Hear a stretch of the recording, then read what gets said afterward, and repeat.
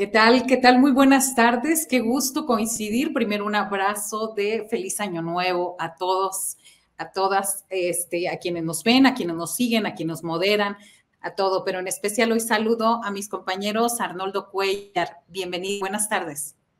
Hola Marta Olivia, gracias. Igualmente un abrazo de regreso para Dani, para Temoris, para ti y para la audiencia. Daniela Pastrana, qué gusto verte de nuevo. Hola, ¿qué tal? Qué gusto empezar el año así. Yo estoy un poco mal de la garganta, como muchas personas acá en la Ciudad de México, pero entonces si de pronto me da el ataque de tos, no respondo. Pero bueno, acá estamos y con mucho, mucho gusto de platicar con ustedes para empezar el año. Hoy se nos congeló Marta. Adelante, sí. Totalmente. Y en tu país, no sé si seré yo o será mi internet o el de Daniela, pero no te preocupes, Daniela, así andamos en todas partes.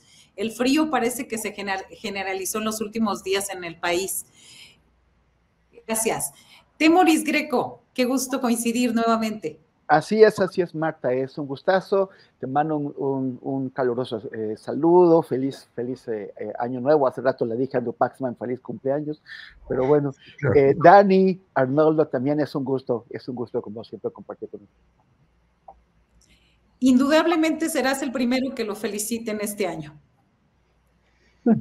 Sí, así es. Pues es que eso comentábamos aquí antes de lo que estábamos hablando sobre los temas de la mesa con Temoris, que andamos muy norteados, o sea, y la conclusión era un poco como que los reporteros no descansamos y el día que descansamos nos desnivelamos, ¿no? Como los autos no jalamos totalmente. Arnoldo Cuellar, ¿tú qué días te tomaste de vacaciones? Y creo que el descanso es muy necesario, pero uno siente que se perdió semanas, ¿no? Pues no fue mucho, pero espero por lo menos un fin de semana largo en el que viene, sí desconectarme totalmente. Pero además no puedes, creo que es imposible decir, no quiero ver qué está pasando, y más si vas a participar acá en la mesa.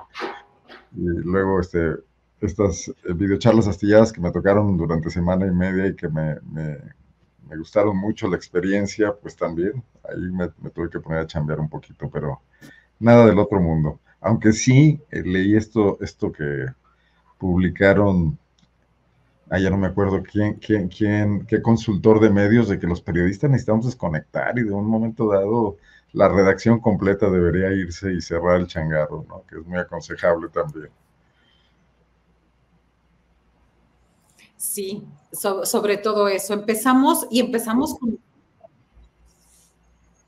una disculpa por mi internet, parece que es el colmo que en una ciudad, una gran ciudad, se tenga tan mal internet. Entonces, una disculpa si de pronto me quedo medio congelado hablando sola o empalmándome, es parte de esto. Empezamos por los temas que tienen que ver con este año.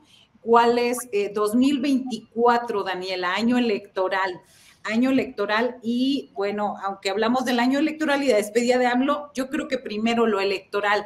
¿Qué nos espera?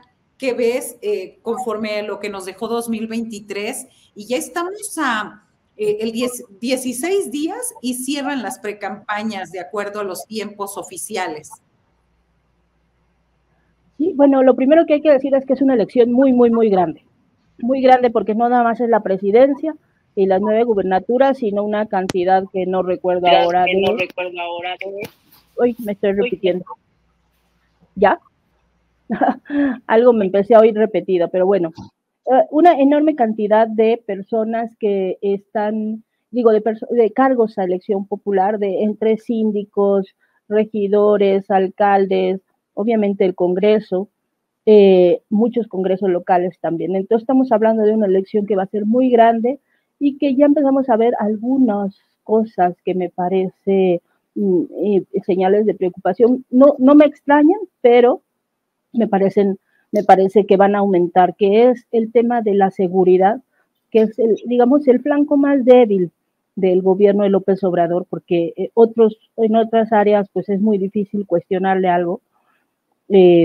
como la economía, bueno, pues difícilmente se le puede decir algo, pero en el tema de la seguridad, que sí es como su flanco más débil, creo que va a empezar y a arreciarse lo que tristemente hemos visto en otras campañas electorales, que es pues esta como violencia que se exacerba en algunos lugares por el pleito de algunas candidaturas, la violencia política, la violencia contra candidatos y el uso de esa violencia como un arma electoral. Lo vimos, yo me di cuenta hacia la última semana de diciembre, cuando casi nadie estaba en redes, cómo empezaban a subir estos, algunos hashtags relacionados con no recuerdo, creo que eran no sé cuántas personas habían sido asesinadas en Navidad, por ejemplo, que en un país como México quizá la cifra no era tan alta, pero pues era tendencia, ¿no?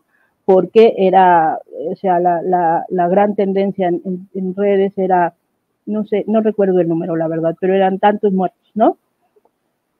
Y creo que por ahí vamos a tener una campaña de mucha guerra sucia, de lo que le han llamado guerra de contrastes, y lo vimos ahora con el tema de la revista Pajés, de la revista Siempre, de Beatriz Pajés y Claudia Sheinbaum, bueno, eso que le llaman campaña de contrastes y que no es más que una guerra sucia tremenda.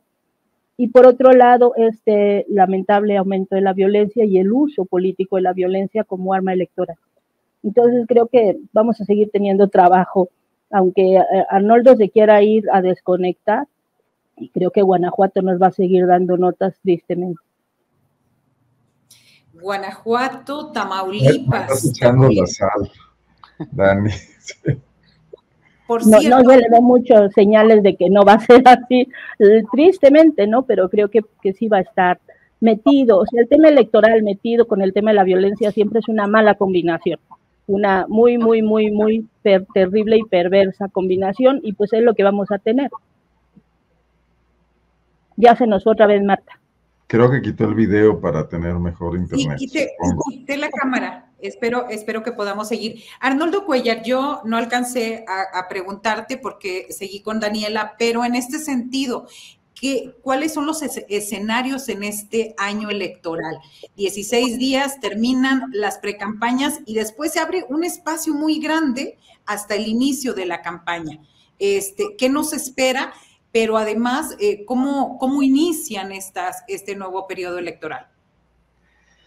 Bueno, yo creo que además, aparte de todo lo que señaló Daniela, de lo técnicamente complejo de la elección, también estamos frente a una situación de cambio de paradigmas. O sea, lo mencionaba muy bien Paxman en la entrevista de hace un rato con Temoris, porque López Obrador es un presidente totalmente distinto a cualquiera en el pasado.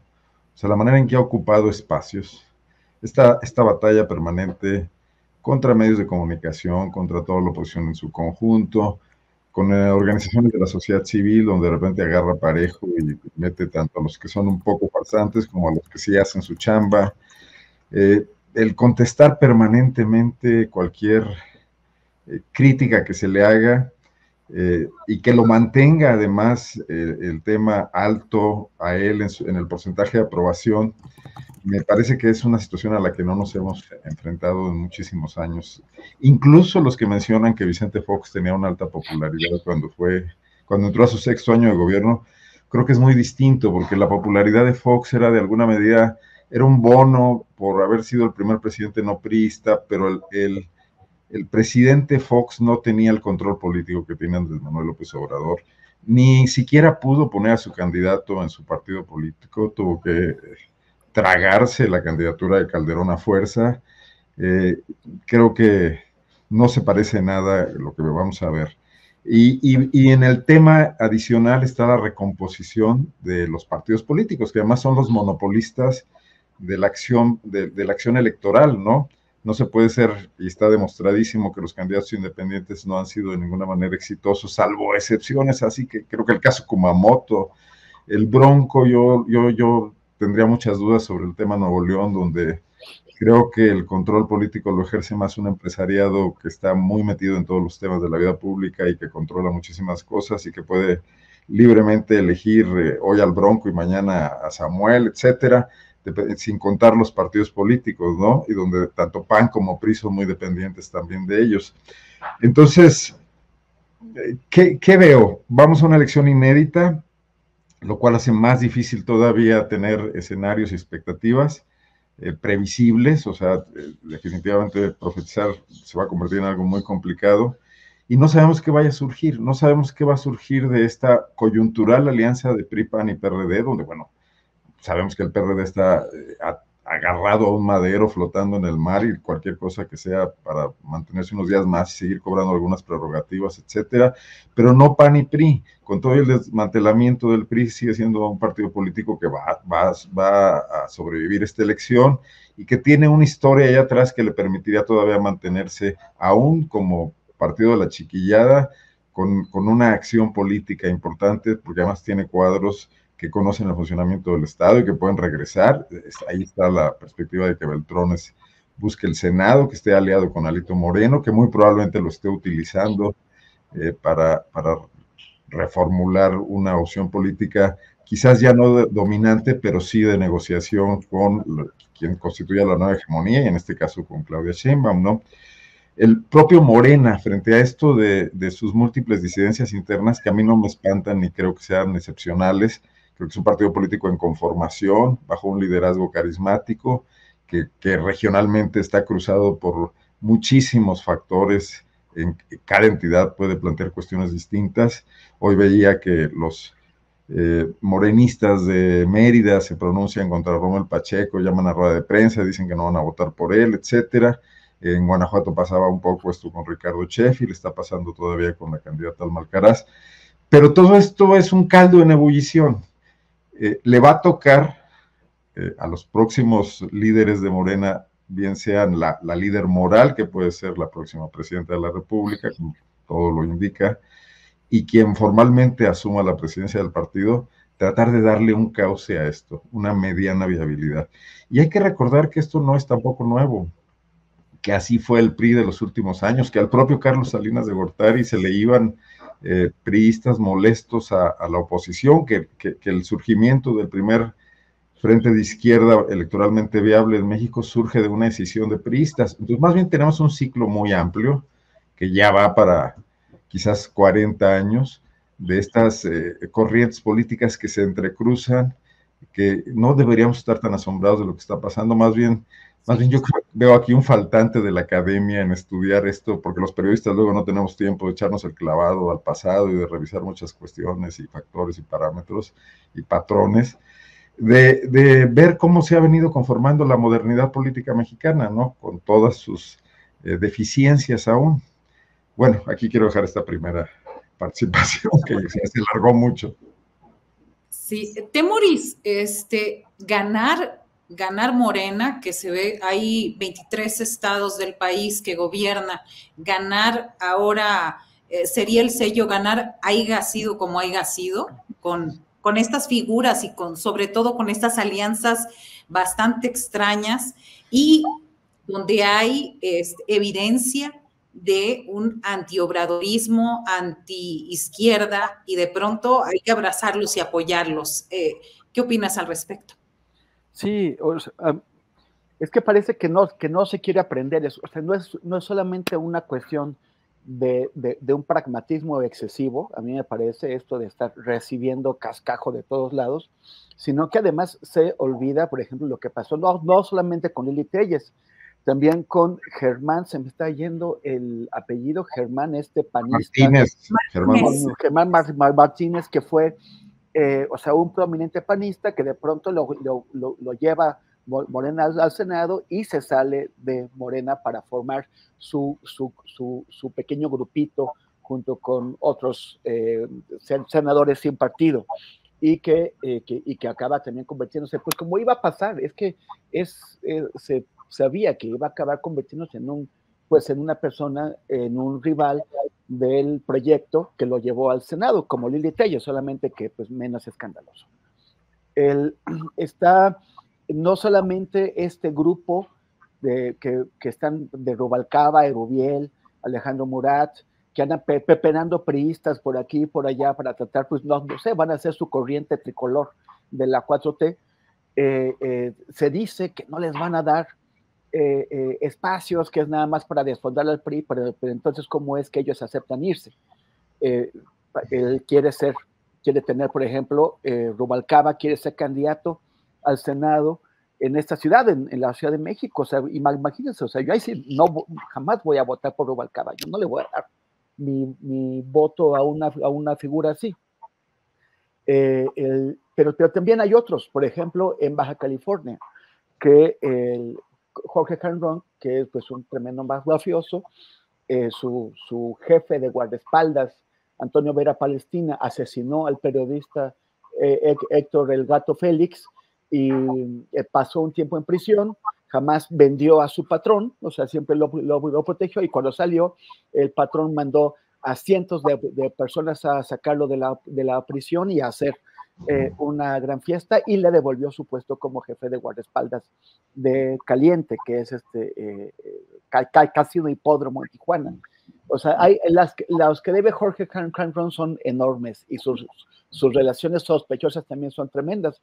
Y sin embargo, bueno, compró un partidito, o la franquicia local del partidito, que es el PES, el Partido de Encuentro Social, y ahora está el PES en la coalición que está armando Morena local en Baja California, y ya les dieron la candidatura a la alcaldía de Rosarito, la candidatura a la alcaldía de Tijuana, sindicaturas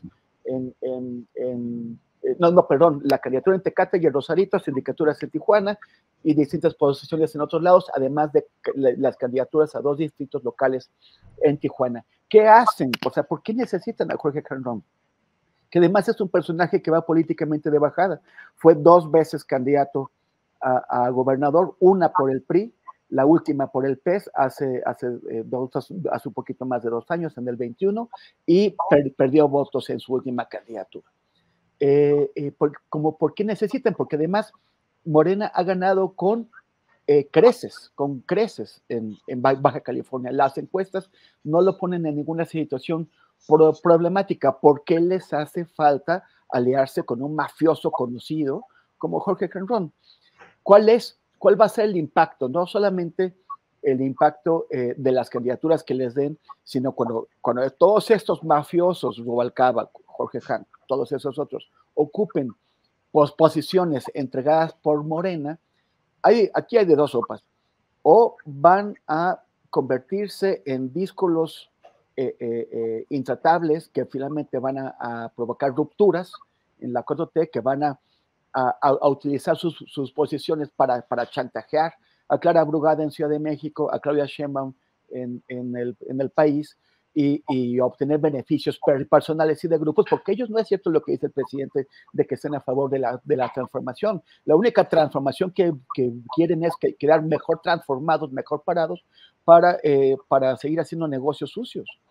Entonces, la cosa es, ¿van finalmente a provocar rupturas, o al revés, van a formar corrientes internas suficientemente sólidas como para poder disputar cada vez más espacios de poder? Yo no le veo el sentido, no creo que la 4T los necesite para nada, sí los veo como un enorme peligro. Así es. Vamos a otro tema dentro de la mesa que tenemos considerado y que se me hace que es muy relevante. 30 años de levantamiento del Ejército Zapatista de Liberación. Escuche mejor, creo que ya me congelé de nuevo, pero espero que me estén escuchando. 30 zapatistas ellos ya hicieron su parte. Ellos se han visibilizado. Sin embargo, la dignidad que nos han simplemente con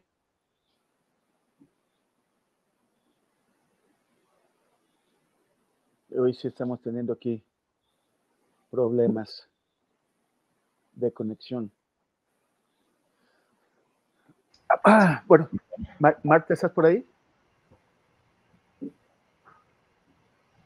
Bueno, voy a tomar la moderación mientras Marta puede regresar. No sé, Dani, si quieras comentarnos qué es lo que opinas sobre este 30 aniversario del Ejército Zapatista de Liberación Nacional. Estábamos viendo fotos que nos envió nuestro querido colega y compañero Alejandro Meléndez del aniversario de los 30 años desde la insurrección de 1994. ¿Cómo la ves, Dani? Me parece importante que, o sea, el tema del zapatismo tenga ahorita, tenga como el reconocimiento que merece.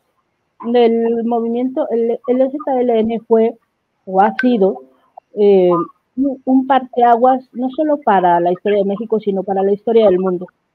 Primero por el cambio de la guerrilla, de ser como esta guerrilla dura a una guerrilla sobre todo de ideas, porque más que combatir con armas, que sí lo hizo en un inicio, en realidad su combate fueron las ideas, la pluma, con una estrategia muy de avanzada en su momento del uso de los medios de comunicación, pero sobre todo una cosa fundamental que fue poner el reflector en el tema de los pueblos y mostrarnos el racismo que había en nuestros países, que todavía lo hay, todavía son países muy racistas, pero el reflector que le puso el zapatismo a ese tema sí hizo que se modificaran las relaciones, que empezáramos a cuestionarnos los temas del colonialismo, del racismo, de los pueblos, de quiénes son los pueblos, empezar a entenderlos, ¿no? Entonces yo creo que esos aportes han sido fundamentales y no se les debe regatear nada. Ahora, estos 30 años también nos sirven para hacer una revisión de dos dilemas que son muy grandes, que es, y que los vemos también reflejados en su enorme disputa y pleito con López Obrador, ¿no? Bueno, no quiero decir la 4T porque para mí la 4T es mucho más que el proyecto de gobierno de López Obrador, es algo que ha construido muchísima gente. Pero bueno, ¿qué es este gran dilema de con el Estado, sin el Estado, fuera del Estado? ¿Qué tanto se avanza, qué tanto no se avanza? ¿Y qué tanto le das chance? Y lo quiero ligar con el tema anterior de la gente que están aceptando dentro de Morena, ¿no? ¿Qué tanto realmente, y creo que es algo que está pasando en distintas partes del mundo, Estados Unidos, Argentina muy claramente, las élites políticas están escuchando o teniendo el pulso de la ciudadanía, y qué tanto más bien están siendo ya un modelo que ya se desgastó, un modelo de democracia electoral que ya no le da respuestas a las nuevas generaciones, y que realmente están permitiendo la emergencia de personajes como Trump o como los personajes de Milei.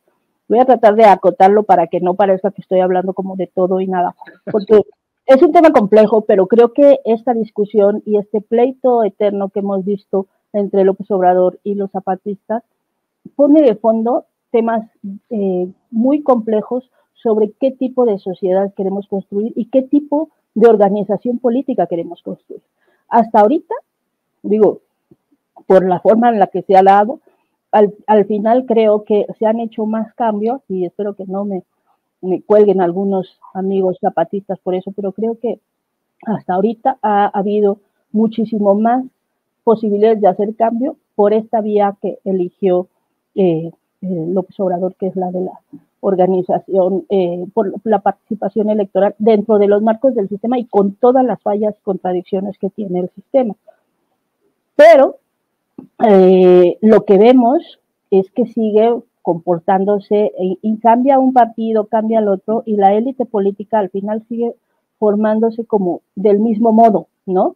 Y eso nos está generando ya un colapso, y la gente ya no está queriendo eso. Y entonces ahí es cuando vuelvo a que el discurso zapatista, que ahora creo que ha estado un poco apagado por lo que estuve viendo en las crónicas y notas que ha habido sobre los 30 años, no le vi la misma fuerza ni el mismo punch, incluso que la última vez que yo estuve ahí, que fue en 2019, antes de la pandemia, aunque fue mucha gente y aunque escribiera Villoro, en términos de potencia del discurso yo no lo vi tan fuerte, pero Ahí es cuando todos los mensajes que durante 30 años nos ha lanzado el Ejército Zapatista de Liberación Nacional, el Frente y todas las organizaciones que tiene, cobran sentido. Cuando uno ve que los políticos, independientemente de los partidos que sean, repiten las mismas fórmulas que ya la mayoría de la población, siento yo, no le están dando respuesta de nada. Entonces, por eso surgen estos otros personajes que creo que son un poco por la desesperación de mantener a cierta élite, a cierta casta, te ofrecen acabar con la corrupción y pues resulta que te proponen de candidato a Hank, ¿no? O lo de Rommel, o cualquiera que vea, no vamos a personalizar. Ese es el tipo de cosas que, pues, yo creo que ya para la generación, sobre todo para el que va a entrar ahorita y para muchas personas, pues ya termina siendo irrelevante. Entonces ahí cobran sentido todas las cosas que nos han dicho los zapatistas estos años, y hasta ahí me voy a quedar. Gracias, Dani. Marta, te devuelvo la batuta. Estuvimos ahorita conversando con Dani y yo creo que es el turno de Arnoldo. Arnoldo, ¿qué tanto se ha avanzado? Hablan de esta posición tan clara del Ejército Zapatista de Liberación Nacional contra los gobiernos PRI, PAN y Morena. ¿Cuál consideras que ha sido la diferencia o ha sido la misma tensión que ha tenido este gobierno de la Cuarta T con el EZLN y con los indígenas de México? Bueno, primerísimo que nada, yo creo que el zapatismo, que no hay que olvidarnos además de que su insurrección tuvo vidas humanas sacrificadas ahí, que eso fue brutal también, los primeros días, la respuesta del ejército, después ya la presión de la opinión pública motivada por este esfuerzo que de otro modo hubiera sido suicida, logró crear un momento único en México, o sea, un momento de esperanza, un momento donde se pudo observar que desde la sociedad y sin tener todo este aparato que pudiese derivar de la política, de los consensos, de la penetración electoral y todo, sino nada más con imaginación, con discurso, con timing, se logró hackear una política que en su momento parecía absolutamente indetenible, irrefrenable, que era el neoliberalismo, la inclusión de México en este reparto mundial de las riquezas naturales y del trabajo en los mercados globales, sin ninguna consideración hacia quienes iban a ser los más sacrificados por ello, como incluso lo fueron de todas formas, como mano de obra barata, industriales, además mexicanos que no sobrevivieron a la integración, creadores de empleo, etcétera, en su momento. Se mostró que podía haber un contrapunto, un contrapeso, que se podía influir, que se podía inspirar a nuevas generaciones. Yo creo que el zapatismo lanza muchas cosas en este país. Creo que incluso su influencia dura años de ese primer golpe, digamos, mediático y político, y bueno, pues que tomó en cuenta incluso pues, cuestiones militares, ¿no? Que como dice Daniela, no se quedaron solo en México, trascendieron mundialmente, le dieron voz a una izquierda muy, muy bocabajeada en su momento. Me parece fundamental. Ahora, exigirle al zapatismo que mantenga esa vigencia 30 años después, me parece que es pedirle demasiado. Me parece que lo que hicieron fue importante y que toca a otros espacios desde la sociedad civil mexicana tomar ese ejemplo y demostrar que es posible que la sociedad civil logre confrontar políticas lesivas. La sociedad civil o el pueblo, como se le quiera llamar, el nuevo sindicalismo, etcétera, que es posible dar batallas exitosas con persistencia. El zapatismo no fue tampoco un fenómeno que se haya construido en poco tiempo. Creo que hubo una labor ahí de muchísimo tiempo previa de formación, de concientización, de ideologización, incluso de autodeterminación, de empoderamiento, que después produce esto, insisto, no sin costos humanos, ¿no? Importantes. no estamos aquí para juzgar si eso era válido o no, creo que en un momento dado era lo único que se podía hacer para llamar la atención sobre lo que estaba pasando. Esta región hoy enfrenta otro tipo de amenazas, ¿no? Y que lamentablemente parece que hoy los movimientos sociales están poco,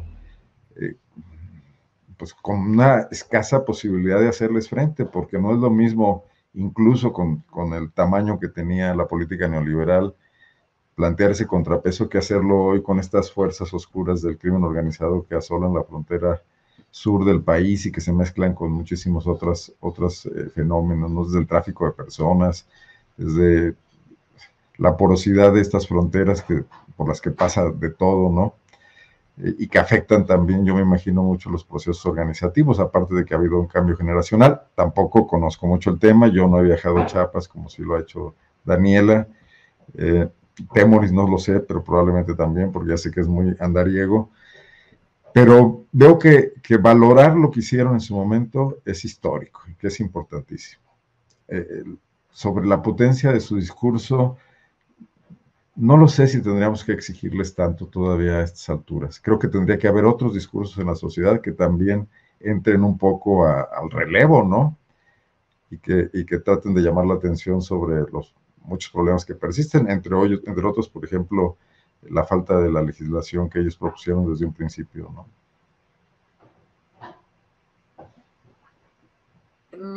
Ahí está. Claro, y sobre todo el discurso fue muy potente que dijeron ayer. Giró en torno a la tierra, entre la vocación pacifista que han respetado desde el 12 de enero de 1994, cuando se declaró esta tregua. Y el mensaje, a lo mejor muchos medios se han enfocado en ese mensaje donde dijeron, no necesitamos matar a los soldados y a los malos gobiernos, pero si vienen, nos vamos a defender. ¿Cuáles son los nuevos, las nuevas amenazas que enfrentan el EZLN allá en Chiapas, Daniela? ¿Cuáles son? Lo veíamos hace poco con los reportajes del compañero Ernesto Ledesma, el narcotráfico está ahí. ¿De qué manera? ¿Cómo han sido vulnerados en los últimos años ahora el Ejército Zapatista? No se escucha, Dani.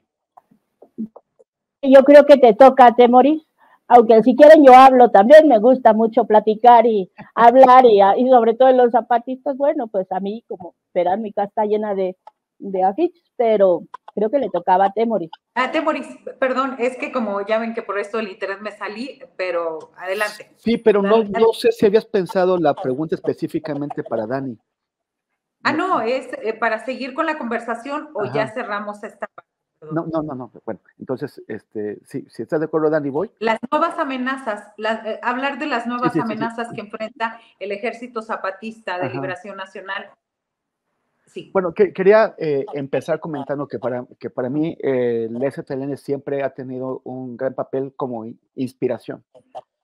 Mi opción política siempre ha estado en la vía electoral. Siempre he pensado que la democracia, que la vía electoral es la vía de transformación del país, es la opción que puede tener la izquierda para incidir en distintos plazos.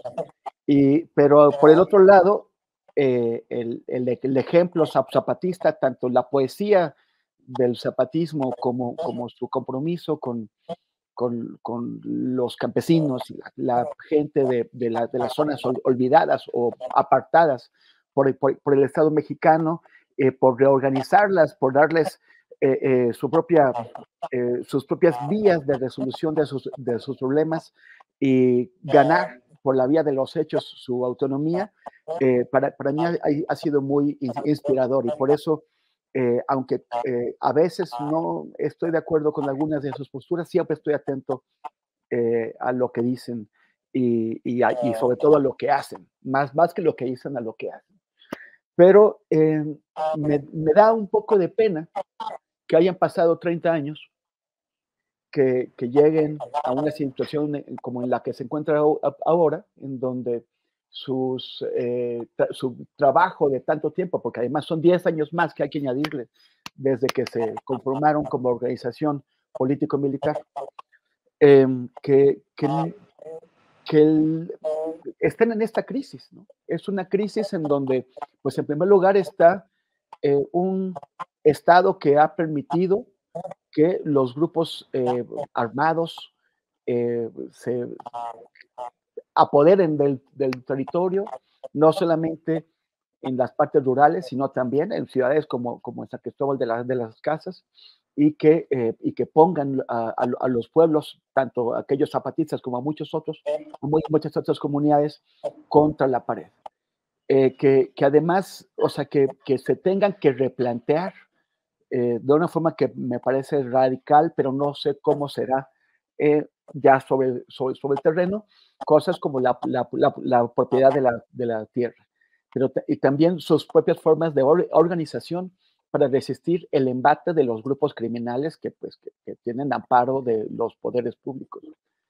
Y también el tema generacional, que es lo que hemos estado viendo en las crónicas, el tema de que buena parte de la juventud que hace 30 años o 20 años, muchos jóvenes en Chiapas se sentían muy inspirados por el ejemplo zapatista, hoy haya el reemplazo de otros motivos, otras fuentes de inspiración que tienen más que ver con toda esta subcultura del crimen organizado, con música, con ejemplos, con la aspiración a vivir rápido, pero vivir en la ostentación o en lo que puede parecer el lujo, y que el zapatismo, o sea, si el zapatismo, que ha sido una fuerza tan congruente internamente, ahora se ve obligada a reaccionar, a buscar alternativas, porque pues finalmente estas figuras de esta subcultura están penetrando entre sus jóvenes, pues entonces en las ciudades y en otros ámbitos también, ¿qué podemos hacer? O sea, parece que el problema del zapatismo se ve magnificado cuando tenemos sociedades en donde el tejido social se ha ido rompiendo, se ha ido desgarrando, tanto como en otros estados y en otras ciudades. Entonces, eso me apena, y pues bueno, pues vamos también a ver qué soluciones se encuentran ellos, y si lo que se están planteando les puede solucionar y nos puede también al resto del país, y quizás también para otras zonas del mundo, echar algunas luces sobre qué caminos podemos hallar. Claro. El mensaje, estamos solos igual que hace 30 años. Hace falta el Congreso Nacional Indígena y el pueblo de México nos digan si están de acuerdo y en este camino de lo común. Sobre todo, a mí me sorprendió, Daniela, el estamos solos igual que hace 30 años. Pareciera que no ha pasado nada o que no han cambiado ninguna circunstancia del 94 acá. Bueno, hay una cosa, están solos, bueno, el estamos solos fue acompañado de muchísima gente, y de muchísima gente incluso de otros países que se trasladó al Caracol y que llegó, o sea, porque tienen muchas ligas y muchas relaciones con organizaciones y grupos que han sido relevantes en Europa. Digo, esa fue parte del tema de la gira que hicieron por Europa hace un par de años, ¿no? Entonces, digamos que es un poco relativo. Sí, solos dentro del contexto nacional, quizá, no han tenido el cobijo, ni era posible tener ese cobijo del gobierno federal. El Morena en Chiapas, el gobierno de Morena en Chiapas, los candidatos de Morena en Chiapas son una de las cosas más tristes y lamentables de los taches más grandes que puede tener Morena. Entonces, eso no tienen el apoyo estatal, ni estatal ni federal. Y de la sociedad civil en México, lo que yo creo es que ha habido un desgaste y frente a este gran pleito que han tenido, ¿no? Porque y lo platicábamos ahora, aprovecho para hacerles el comercial, porque el lunes tuvimos la mesa roja con este tema, con un análisis amplísimo, y una de las cosas que decía Diana Fuentes ahí y también Tere Rodríguez de la Vega, era cómo en algún momento fuimos las mismas personas, las que íbamos las que estábamos en la marcha del color de la tierra, como las que estábamos en la marcha contra el desafuero, ¿no? Y después de todos estos años, de 2006 para acá, ha habido tal desgaste y tal nivel de discusiones entre los que no le quieren ver fallas a un movimiento ni al otro, ¿no? Que termina siendo al final un tema en el que pues, la gente se va definiendo en el espacio en el que siente que mejor puede aportar, ¿no? Y creo que esa es la parte que dentro de lo que ocurre acá en México ha sido fundamental, porque además ellos, o sea, el movimiento zapatista decidió y tomó la decisión de encerrarse en los caracoles y trabajar en su organización y no tener lo que había sido una de sus principales virtudes, que es esta permanente comunicación, ¿no? Con la sociedad a partir de comunicados, a partir de una comunicación muy creativa. Entonces creo que esa es una parte importante. Ahora, el estamos solos, pues también es una cosa que dijeron hace 4 años o 5. No es una cosa que hayan dicho, que digan solo ahora, lo llevan diciendo varios años, e insisto, tiene que ver con la decisión que tuvieron de cerrarse. Creo que yo estoy oyendo muy mal, pero no sé si soy yo o si ustedes me están oyendo bien. No, sí te escucho, Dani. Que oigo como con ruidos ahí como de interferencias ya ven que además en Chiapas se abrió este hoyo al inicio o en la última semana del año, ¿no? Y que hubo muchas bromas de que si ya eran la invasión extraterrestre, y parece que más bien era un tema de las formaciones de aire, caliente y frío, pero yo dije, a lo mejor es esto, llegaron los ovnis. Llegaron los ovnis. Arnoldo, ¿quieres cerrar el tema del ejército zapatista para que pasemos a otro?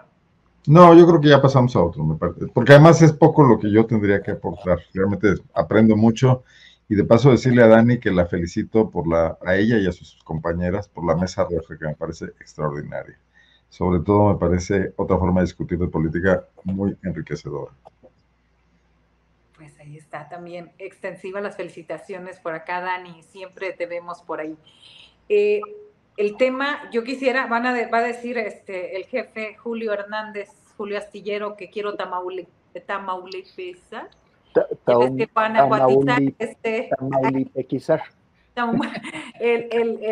La mesa, pero desafortunadamente tenemos un tema que es 31 personas secuestradas.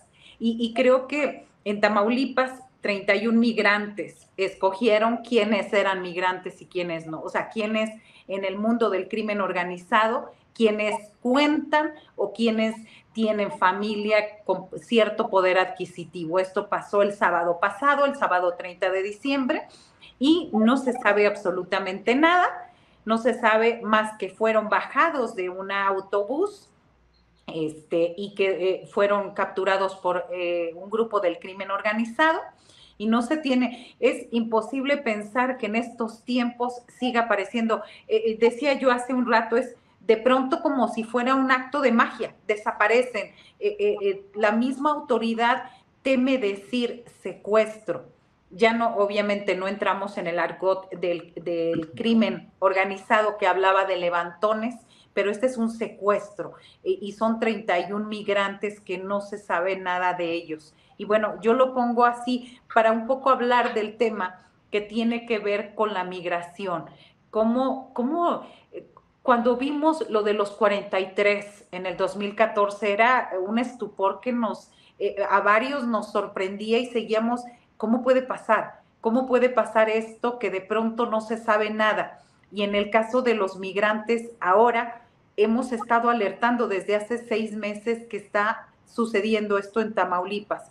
Temoris, ¿cómo ves tú esta situación? Yo creo que sí va Arnoldo, ¿no? ¿No? Sí, Arnoldo, perdón, Arnoldo. No te preocupes. Sí, para yo además evitaré que tamaulipices, porque creo que hay que nacionalizar el tema, hay que mexicanizarlo. Dos puntos, o sea, una cuestión es crimen organizado y otra cuestión es migración, que deben ser abordados en este caso, ¿no?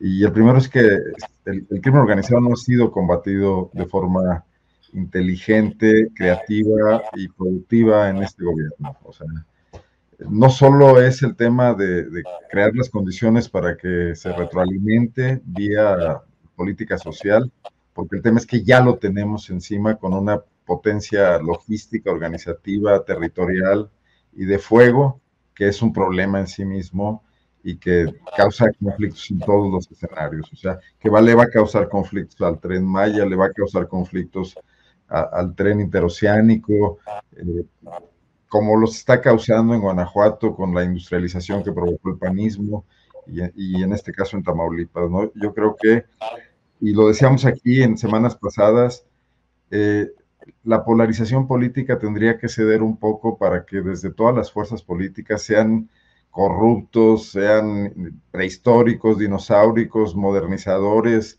democráticos, de izquierda, etcétera, establezcamos un piso común en este país frente a la amenaza del crimen organizado, donde además incluso no seamos reacios a la alianza con el gobierno norteamericano, que está interesado en el tema del control del tráfico de drogas, siempre y cuando también se abra la información y sepamos qué políticas tienen las distintas agencias norteamericanas, porque en algunos casos ellos pueden estar también teniendo sus propias complicidades con grupos del crimen organizado mexicano. Pero no habrá un avance mínimo si seguimos como hasta ahora, si esto se convierte en la cuestión de atacar entre quien momentáneamente es oposición, pero antes fue gobierno, o transitoriamente, no momentáneamente quiero decir, y quien es gobierno y puede pasar a ser oposición mañana, etcétera, porque esto afecta a todos por igual. Y los está afectando a los propios partidos políticos. Hay lugares donde se están condicionando a sus candidatos, donde además los partidos están recibiendo recursos de procedencia muy clara, muy poco clara en términos legales, pero muy clara en de dónde viene, ¿no?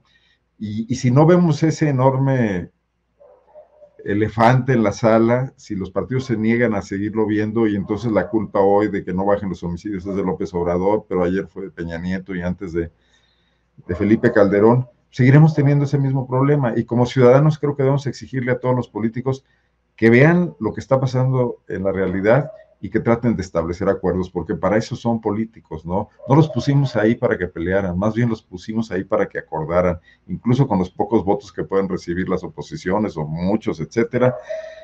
Pero esto no afecta nomás al gobierno federal, ¿no? Es estado por estado, es municipio por municipio, donde tendremos que volver a ver eso, porque si no vamos a estar hablando otra vez aquí de la siguiente masacre de Guanajuato, del siguiente secuestro de Tamaulipas, etcétera, y repitiendo quizás lo mismo que decimos siempre, y además algunos aprovechándolo para descalificar a quien está a cargo de la autoridad en ese momento, llámese PAN en Guanajuato, etcétera, Morena en Tamaulipas o gobierno federal.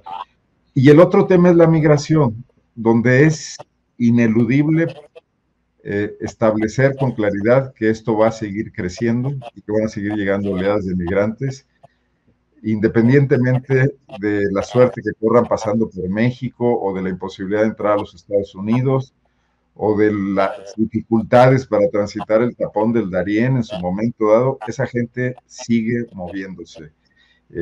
Porque las causas que originan la migración en todo el mundo, no solamente en América, están vigentes y no cambian. Y tienen que ver con, bueno, pues la lógica capitalista que está detrás de todo este tema, ¿no? Detrás del tema del cambio, de la emergencia climática, como se le llama ahora, pero también de la explotación de la mano de obra en niveles inhumanos en países del sur, y en la expectativa de que se puede vivir mejor en estas otras sociedades desarrolladas, ¿no? Que además tratan de vender todo el tiempo con el discurso que está en los medios de comunicación masiva, en el cine, etcétera. Entonces, eso es inevitable. Pero también pasa por arreglos multinacionales. Así como vienen ahorita los funcionarios norteamericanos a tratar nada más de enderezar un poco las cosas, apretarle tuercas al gobierno mexicano, conseguir algunos acuerdos mínimos coyunturales a cambio de algunas concesiones, pues eso no puede ser visto así. O sea, tendría que ser visto con otra perspectiva.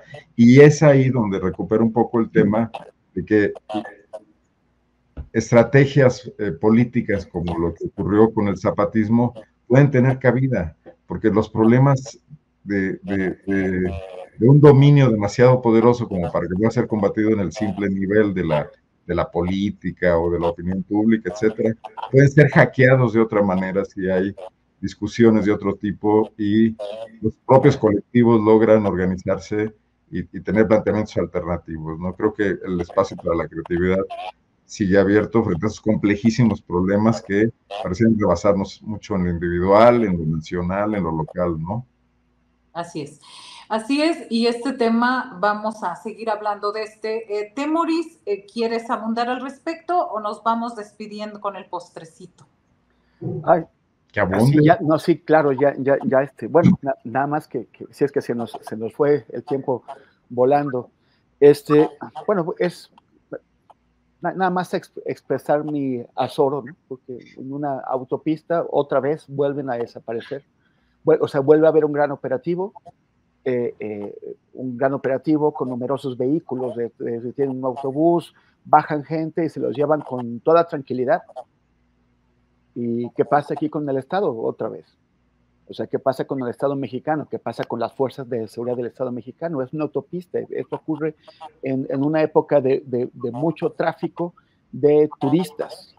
Se supone que hay una tensión especial. De migrantes norteamericanos hacia México también. Así es. Por eso, turistas, migrantes, o sea, hay todo esto, los paisanos que vuelven, todo eso. O sea, hay mucho movimiento. Es una época delicada. Y además se sabe que están pasando estas cosas y qué es lo que pasa con las fuerzas de seguridad que no reaccionan. O sea, ¿cómo pueden operar con esta impunidad tan abiertamente? Yo no puedo pensar, no puedo imaginar otra cosa que no sea complicidades. Y complicidades que tendrían que ser reconocidas primero, detectadas, reconocidas para poder combatirlas.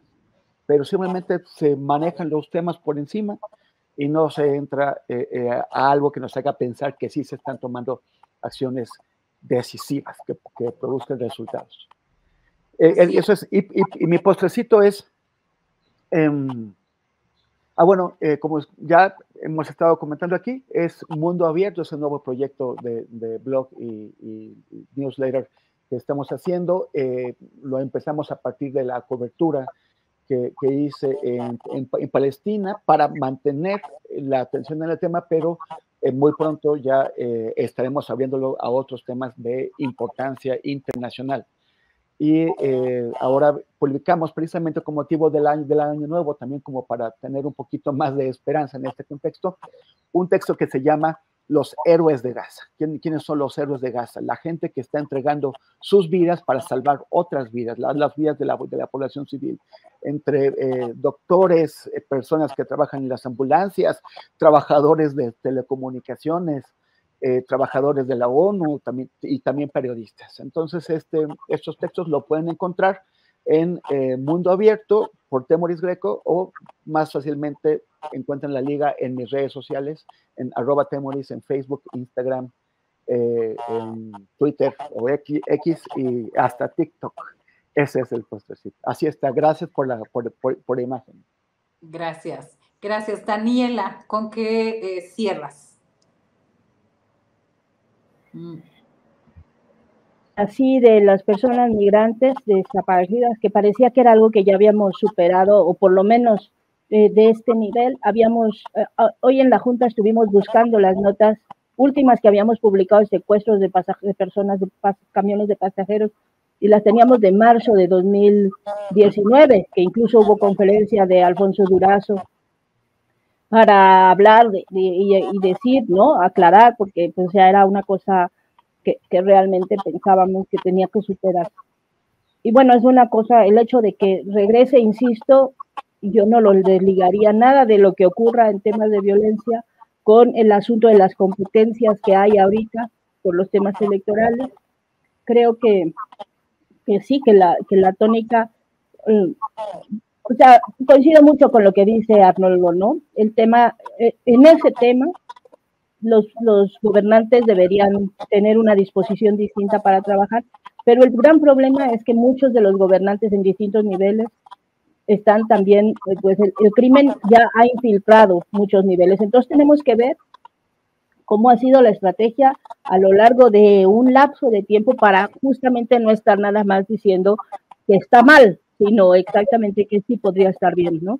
Lo cual puede ser el camino, y eso requiere una amplia discusión que se intentó hacer al inicio de esta administración y luego pues ya se olvidó o se archivó. En la transición con esto de los diálogos por la paz, o no sé cómo se llamaban, pero bueno, que se intentó, pero luego se dejó ahí perdido, y creo que era una discusión necesaria y que sigue siendo vigente, porque si no, pues esto va a ser cíclico. Y ya, y solo pues eso, pues ya que estamos en esto de las, ¿cómo se dice? Promociones, pues sí, recomendarles que vean los lunes a las 8:30 la Mesa Roja. La verdad es que en Pie de Página estamos haciendo un montón de cosas que trata de no ser, que no entrar en la competencia con lo que hacen otros colegas, sino mucho más feminista, ¿no? Mucho más desde la mirada de mujeres y de izquierda, pero feminista. Entonces, véanlo y nos van contando qué les parece. Yo soy fan. Claro que sí, gracias Daniela. Yo lo prometo verlo ya.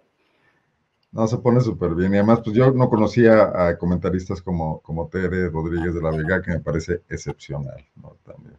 Ya, estoy ahí buscando ya sus textos. Bueno, sí. No, sin mérito de las demás. Mi postrecito es a contracorriente. Yo no creo que debamos escandalizarnos del pragmatismo. Para empezar, no creo que haya exceso de pragmatismo, ni pragmatismo moderado, hay pragmatismo a secas. Y no es nuevo. Estoy viendo ahorita que cuando se trataba de derrotar al PRI, el PAN y el PRD andaban de la mano. Aquel exgobernador guanajuatense, Juan Manuel Oliva, que era del Yunque, además, junto con Guadalupe Naranjo, el zacatecano morenista, perredista, Acosta Naranjo, y Gabino Cue Monteagudo y muchos gobernadores ganaron ese tipo de coaliciones. O sea, no es nada nuevo, lo cual no quiere decir que sea bueno, pero lo que sí deberíamos de tener es una fiscalización permanente de todos los funcionarios que tengan pureza ideológica y funcionarios que vengan del peor pasado posible, tendrían que estar sometidos a una rendición de cuentas. Yo creo que si algo en lo que queda a deber esta transformación hasta el momento es en una real y decidida y con capacidad política, con un empoderamiento de la Secretaría de la Administración Pública, de la Gestión Pública, o cómo se llama a nivel federal. De la función pública. Función pública, en los estados es gestión pública, sí. Y de la Auditoría Superior. A ver, ¿alguien le puede discutir a Pablo Gómez su pureza ideológica? Siendo además un fifí de izquierda, ¿no? ¿Y qué ha hecho en la UIF, no? Creo que tenía mucho más, por lo menos mediáticamente, más resultados Santiago Nieto.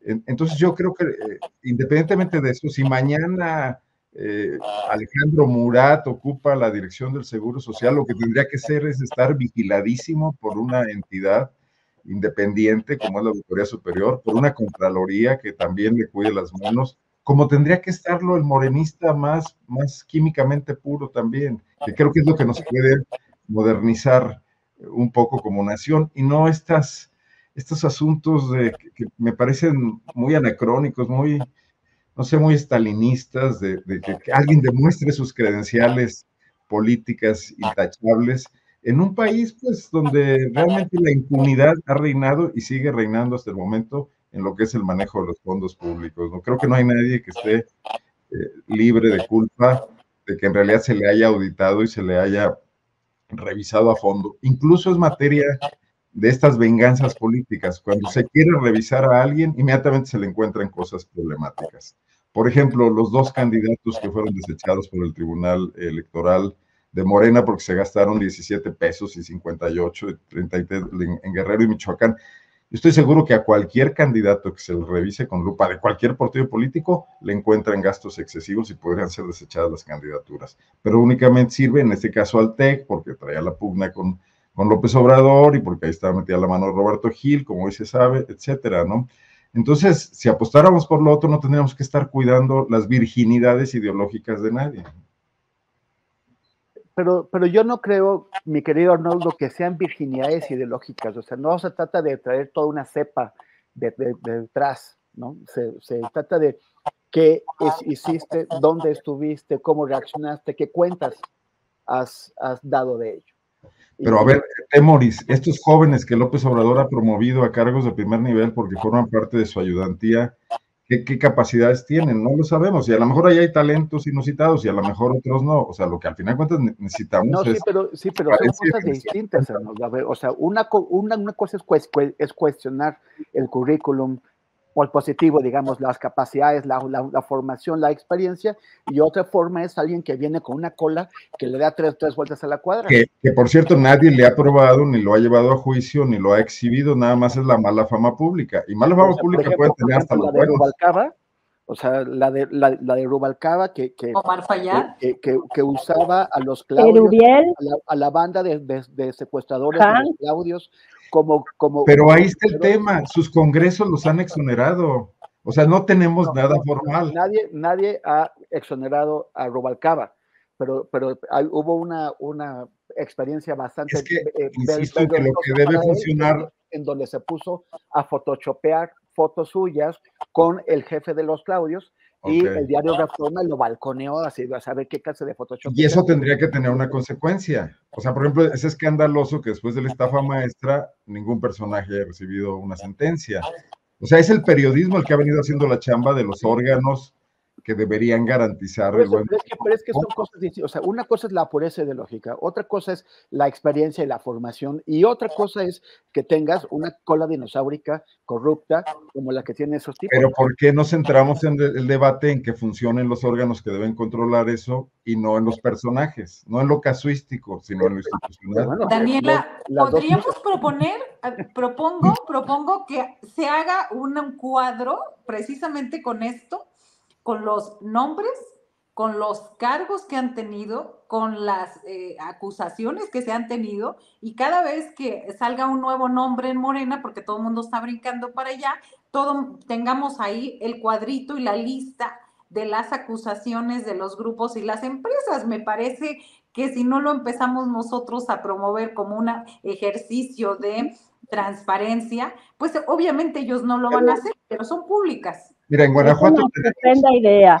Y yo además quiero presentar una queja porque Arnoldo lo suelta ahorita al final, ya cuando ya nos tenemos que despedir y los propósitos, cuando se pone uno más emocionante para decir, no, espérate por esto, ¿no? Entonces, un propósito a contracorriente, me parece que eso no, amerita una queja. Pero sí es una muy buena idea hacer ese cuadrito y empezar a poner Erubiel, Hank, los que quieran, y pues vamos haciéndole la lista de las cosas que les han pasado sus partidos y sus congresos y sus fiscalías. Y lo hacemos público y que cada quien vaya llenando y vaya poniendo incluso como un... Pero hacemos un apartado para la oposición, porque por ejemplo en Guanajuato está de regreso como candidato al Senado Miguel Márquez, quizás el gobernador más corrupto y además el más popular y el más carismático de la historia panista en Guanajuato de 30 años. Hagámoslo de todos. El que nos dejó a Samarripa de herencia, etcétera, ¿no? Y Guanajuato también se cuece aparte. Y Tamaulipas, 2 gobernadores en la cárcel y uno huido, uno fugado. Entonces, gracias compañeros, muy buenas ideas. Propongo que hagamos, que le demos, arrastremos el lápiz y hagamos este ejercicio.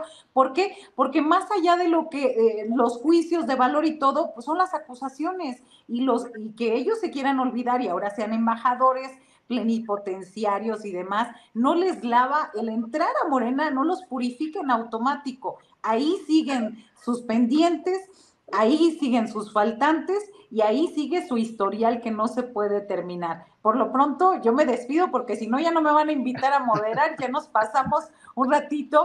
Gracias, Arnoldo Cuellar, siempre un gusto y un privilegio platicar con ustedes. Gracias, Dani Pastrana. Gracias, Temoris.